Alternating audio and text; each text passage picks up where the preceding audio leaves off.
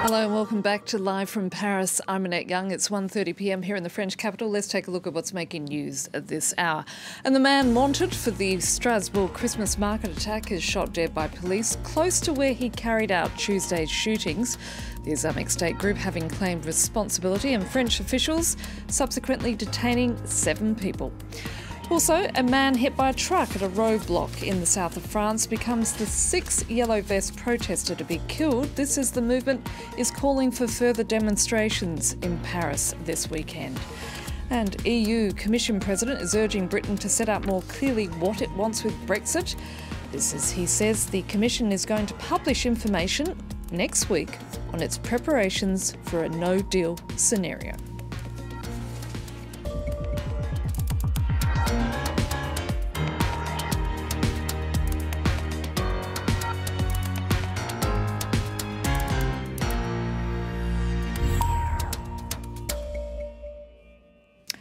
But we begin in Strasbourg, where French police have shot dead the man who attacked the city's Christmas market on Tuesday.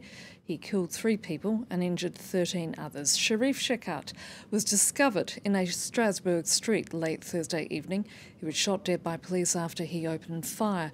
The 29-year-old having a string of criminal convictions in both France and Germany. He'd become a radical Islamist while in prison. 7 people have been detained as a result. This is what the Paris public prosecutor had to say earlier. The investigation will continue to find out whether potential accomplices helped him or encouraged him as he prepared for the attack. We will also now be reconstructing the 48 hours which have just gone by to find out, in particular, if he was helped during his escape.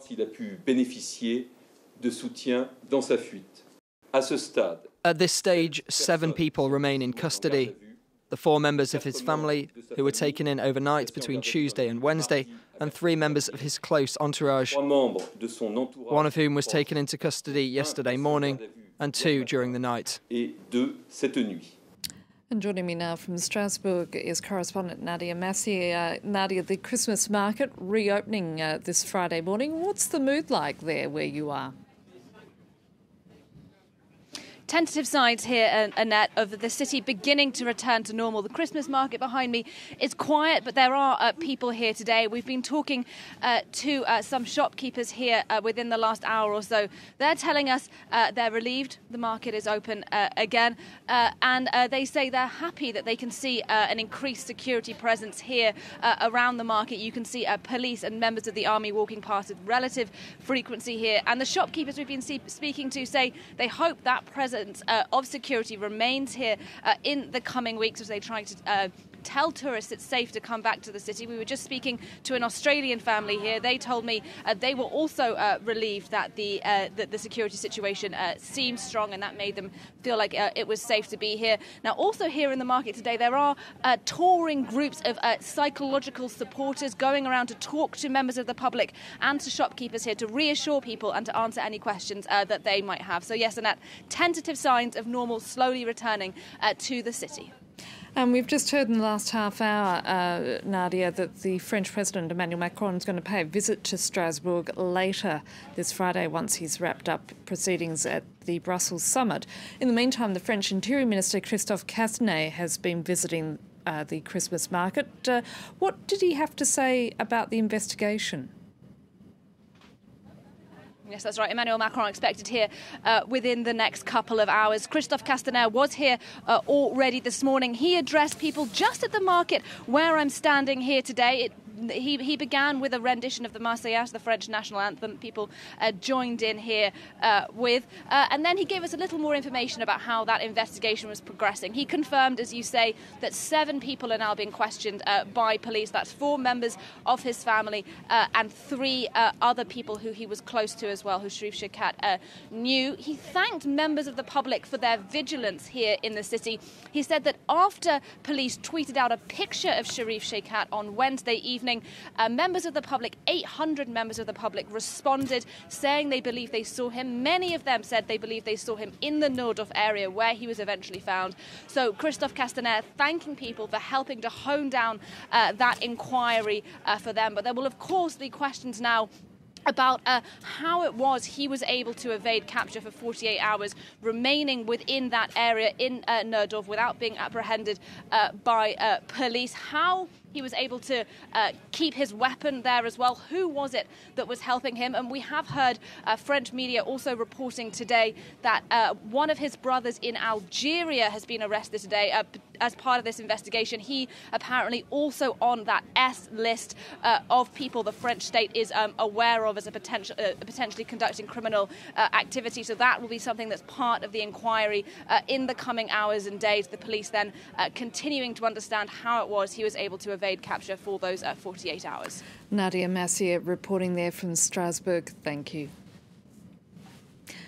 And staying in France, and a man hit by a truck at a roadblock in the south of the country has become the 6th yellow vest protester to be killed since the movement began last month. Yellow vests are now calling for a 5th round of protests in Paris. This despite calls from the government to not take to the streets this Saturday. And also as security forces, as we see there, remain under strain in the wake of that Strasbourg attack. Selena Sykes has more. Yellow vests paid tribute to the 6th member killed since demonstrations began in mid-November. 23-year-old Denis David was hit by a truck at a roadblock in Avignon in the south of France on Wednesday. Yellow vests here are in mourning, but their determination is not broken. We won't give in. We'll continue the fight as long as necessary. Many are vowing to press ahead with protests in Paris and across France this weekend, despite calls from the French government to not take to the streets, with security forces under strain after the deadly attack on a Christmas market in Strasbourg on Tuesday evening. Thousands have stated their intention on social media to head to the French capital on Saturday for a 5th round of demonstrations, with many yellow vests unsatisfied with the concessions made by Emmanuel Macron earlier this week, including a monthly increase of €100 in the minimum wage. OK, there was an attack. People were killed. But we're still struggling at the end of every month. So why should we stop? Others are calling for demonstrators to not head en masse to the French capital. I don't think it's a good idea to head to Paris. I think it's a better idea to gather across France. We have wives and children. It's no use going there just to get roughed up or end up in custody. 136,000 people took part in protests nationwide last Saturday. A similar number this weekend would put security forces under incredible pressure, as France remains on high alert. In other news, EU leaders having delivered a devastating knockback to British Prime Minister Theresa May, this after she appealed to them to work with her to salvage her Brexit deal by putting a 12-month limit on the unpopular Irish backstop measure. European Commission President Jean-Claude Juncker saying that there can be clarifications, however, no renegotiation. He's urging Britain to set out more clearly what it wants, adding that the Commission will be publishing information next week on its preparations for a no-deal Brexit. Peter O'Brien reports. Cold comfort from Brussels. 27 EU leaders have said they're determined to establish an arrangement with the UK by 2020, which avoids triggering an Irish backstop, the part of Theresa May's Brexit deal which is most controversial in the UK Parliament. But she also wanted to amend the package with legally binding pledges, something she did not get. We want to have an agreement, and the withdrawal agreement we have negotiated will not be put up for debate again. It's been negotiated, and that is that. The head of the EU Commission said discussions were sometimes nebulous and imprecise. Talking about our future relationship, our UK friends need to say what they want, instead of asking us what we want. Diplomats expect further high-stakes talks in the new year, when May must win parliamentary approval for her deal. The House of Commons is divided over how and even whether to leave the EU. If it doesn't vote through May's deal, The UK's departure in March could be chaotic. And Yemen's two warring sides have struck a deal over the port city of Hodeidah. The two delegations agreeing to implement a ceasefire in the country's main port of entry for aid, fighting having killed thousands, while the world's worst humanitarian crisis in recent times has afflicted millions of people. It comes after a week of UN-sponsored peace talks in Sweden raised hopes that the end could finally be in sight for the devastating civil war. You have reached an agreement on Hodeidah port and city, which will see a mutual redeployment of forces from the port and the city and the establishment of a governorate-wide ceasefire. The UN will play a leading role in the port, and this will facilitate the humanitarian access and the flow of goods to the civilian population, and it will improve the living conditions for millions of Yemenis. And it's the final day of the COP24 climate conference in the Polish city of Katowice. It's been described as the most important gathering since Paris 3 years ago, when countries brokered a global deal to bring about the end to climate change. But as negotiations frame the rules that will allow them to fulfil those Paris goals, old divisions are stronger than ever. Joining me now from Katowice is Lola Valjo, the Climate Programme Director for the Institute for Sustainable Development here in Paris. Thank you for joining us. China having changed its position, so is it getting closer to that of the EU and the US about hard rules on transparency? Indeed. So China has recently announced that it would be supporting a more uniform approach to rules of transparency, which is how countries track progress on their efforts to climate change. And currently, of course, in the context we're in, China is going to be a deal maker or a deal breaker, because the US is no longer in a position to drive the negotiations, and China has all the space it wants to take this political leadership. Is there enough money on the table so that nations, Lola, feel reassured enough about being able to pursue this agreement? You're right that finance is indeed one of the crucial aspects of the negotiations here in Katowice, and they're always part of the discussions. They are necessary for developing countries to make the efforts to increase ambition on climate change. There have been some encouraging signs recently, and some pledges from Germany, France and other countries. But efforts still need to be ongoing, and France is one of the countries that has been tasked with pressing countries to meet their goals on climate finance, which, let's remind viewers, are to reach $100 billion per year by 2020. We're on our track to meet that goal, but we still need continued engagement from all countries. So who is emerging as the new climate leaders at this gathering? Well, surprisingly, I would start by talking about the UN Secretary General, Mr. Guterres, because he came 3 times to attend the COP24 in Katowice, really urging countries to get in line and put all their weight behind the adoption of rules for the Paris Agreement, and get strong language on increased efforts to fight climate change. Behind this Secretary General effort, I think it's difficult to really name other leaders, because the Polish presidency has taken a while to get organized and really drive the concerted efforts. I think many countries think that it could have done more and sooner to drive the effort. But collectively, I think people are generally happy with the latest progress. We're really too late, but at least we're coming towards some kind of rules of the Paris Agreement, which I think many countries were extremely worried about coming into Katowice. Lola Valjo, we're going to have to leave it there. Thank you. And a reminder of what's making news this hour, and the man wanted for the Strasbourg Christmas market attack is shot dead by police close to where he carried out Tuesday's shootings. The Islamic State group having claimed responsibility. This is French officials having detained 7 people as a result. Also, a man hit by a truck at a roadblock in the south of France becomes the 6th yellow vest victim to be killed. The movement is now calling for further demonstrations in the French capital this Saturday. Also, EU Commission President urging Britain to set out more clearly what it wants with Brexit. This as he says the Commission will be publishing information next week on its preparations for a no-deal scenario. Now, here's a bit of interesting news. A Virgin Galactic plane has reached the edge of space in a test flight.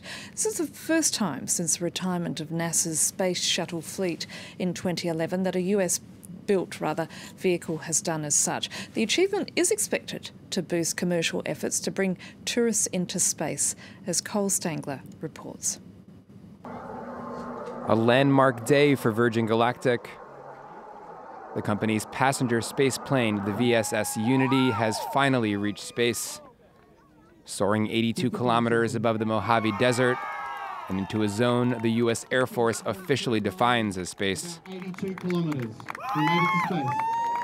Well, we've been to space, and that's something that we've been looking forward to for 14 years since we started Virgin Galactic. It's a historic day. My best guess is that I'll be in space within a few months from now. It marks a major achievement for the company, one of whose previous test flights in 2014 broke up in midair and killed a co-pilot. Virgin hopes to offer commercial space flights in the coming years. Richard Branson's venture is one of a few private companies aiming to bring civilians into space for a hefty price. In April, Blue Origin sent its own unmanned rocket 100 kilometers into the sky over Texas. The venture is owned by Jeff Bezos, the founder and CEO of Amazon. Another billionaire, Elon Musk, the head of Tesla, has his own venture, SpaceX. In February, a rocket brought one of Tesla's cars into orbit. The company already operates cargo ships that bring supplies to the International Space Station and hopes to bring its first passenger to the moon by 2023. As far as Virgin goes, CEO Richard Branson says more than 600 customers are signed up for space flights, paying $250,000 each per ticket. Now, here's a slice of old Australiana. Fred Brophy's boxing troupe is the last in Australia and one of the few left worldwide, travelling to towns in the country where someone's already, or rather always, up for a fight. Health and safety concerns has led most state authorities to ban the travelling show, apart from the state of Queensland and the Northern Territory. Getting ready to rumble. Meet Australian icon Fred Brophy. The fourth-generation showman runs the last Outback Fight Club. I've been doing it since I've been 5 years of age. I was born into it. My father had one, my grandfather had one, my great-grandfather had one, so I've got one.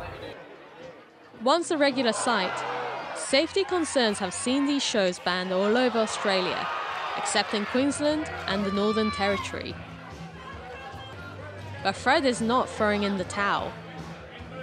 He travels to rural communities where his boxing shows still draw big crowds. It's really cool to be a part of. Very nerve-wracking though, you sort of get in the ring and forget everything you've ever been trained to do. But it was still awesome. It was definitely worthwhile. It was a really amazing once-in-a-lifetime opportunity and I'm glad I've done it. We'll see about the headache tomorrow. Some prize fighters, like Bretlin Daviva Neal, end up on the road. She's his only female boxer and is never short of a challenger. I fought both in the ring and obviously in the tent, and it's definitely harder fighting in the tent because our number one job is to put on a show. So I've fought some people that have just put their hand up in the crowd really randomly, and yeah, so it's definitely harder to fight someone who has never fought before. The Viva uses the troops' visits to remote towns to promote education and fitness to disadvantaged youth. Meanwhile, for Fred, the tent is the essence of the rugged Australian way of life. It's 100% Australian. This is what Australians do. This is our entertainment. And, you know, the ringers, the cowboys, the miners, the tourists, they all come into town and they want to have a go, so we fight them. I put me boxing tent up anywhere I go and I fight anyone that wants to have a fight. Fred puts on about a dozen shows a year, attracting thousands of fight fans, suggesting there's no shortage of people ready to jump into the ring for a swing. And as an Australian, I'm allowed to say only in Queensland.